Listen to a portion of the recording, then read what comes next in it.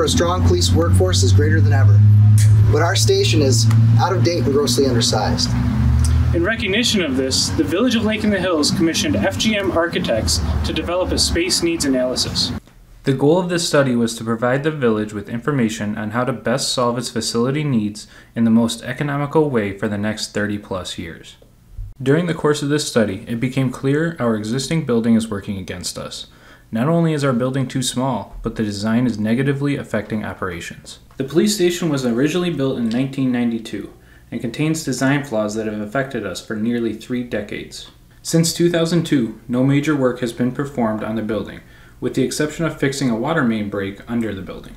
To give you a bit of background, our department currently occupies 17,642 square feet of combined space in 4 different structures, including the existing police station, the Irv Flores Safety Education Center, the 2 East Oak Annex, and the 2 East Oak Annex Garage. The space needs analysis finds that 33,704 square feet to 35,704 square feet of space is necessary for a department our size to operate effectively. Therefore, we are currently operating with a 16,062 square foot deficit, which is nearly the size of 3.5 NBA courts. We're going to show you the day-to-day dysfunctionality and how many of our procedures have been adapted to work around the building's deficiencies. The station is not designed with a dedicated area for officers or detectives to process evidence during the investigation of crimes. A wide variety of physical evidence is collected at crime scenes, which requires evaluation, processing, and packaging at the station to build a successful case for criminal prosecution. In 2019, 1,596 items were collected and added to the department's evidence inventory.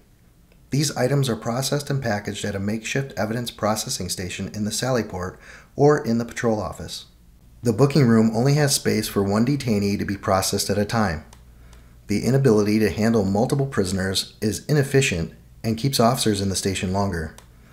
Booking procedures have changed greatly since 1992 with advancements in technology, and the booking room has become crowded with equipment. The use of best practices in evidence processing is vital for case integrity and successful prosecution. Providing staff with a secure, clean space to prevent tampering and contamination of evidence is needed to be consistent with industry best practices. The station's evidence vault causes significant challenges for evidence retention and storage. Statutory changes have greatly increased the length of time evidence must be kept. In some cases, the evidence is required to be kept forever. The on-site evidence vault is at maximum capacity. We have an inventory of over 13,000 items needed for criminal prosecution in court cases or held for statutory required mandates. The station only has 143 square feet dedicated to evidence inventory control functions and 156 square feet for on-site evidence retention and storage. Due to the limited space and our evidence retention needs, additional off-site evidence storage is being used. Picture trying to fit 13,000 pieces of evidence in an average size 1-car garage. Best practices would include storing all evidence within the physical structure of the police department to ensure chain of custody and case integrity. The Sallyport, booking room, adult male cells, and interview rooms are from the original construction of the building. In 2002, existing space was redesigned to add female cells and juvenile holding areas. Design problems include staff having to travel through secure holding area to move between floors, very narrow corridors leading to holding cells, and no prisoner bonding area off of the processing room. Our holding facilities are outdated and pose safety and security issues for staff and detainees. Notice how the Huntley Police Station has an optimal design and sufficient space. Since the building was constructed, the amount of gear issued to officers has increased. Lockers now must store a multitude of items, including training manuals, bulletproof vest, specialized protective equipment, and weapons. This has necessitated a need for larger lockers to store gear properly. There are not enough lockers to accommodate our department, which has grown significantly over the last 3 decades. The women's locker room is particularly small. It is extremely challenging for multiple female officers to utilize the space during shift change.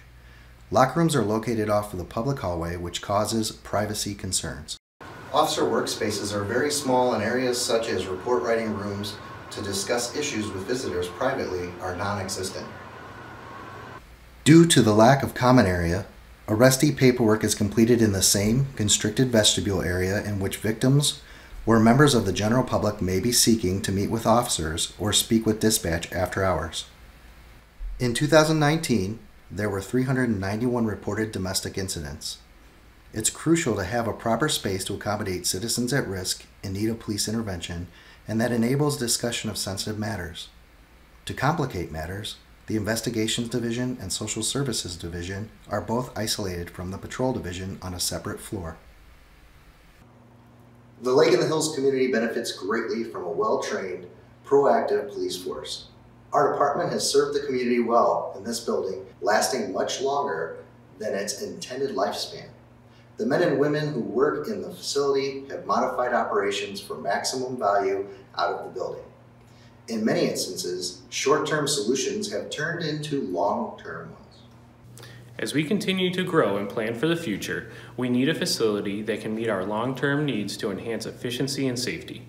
A building that better connects the police with the residents we serve, and a design that can safely house the people and technologies that are dedicated to the public safety of the Village of Lake in the Hills.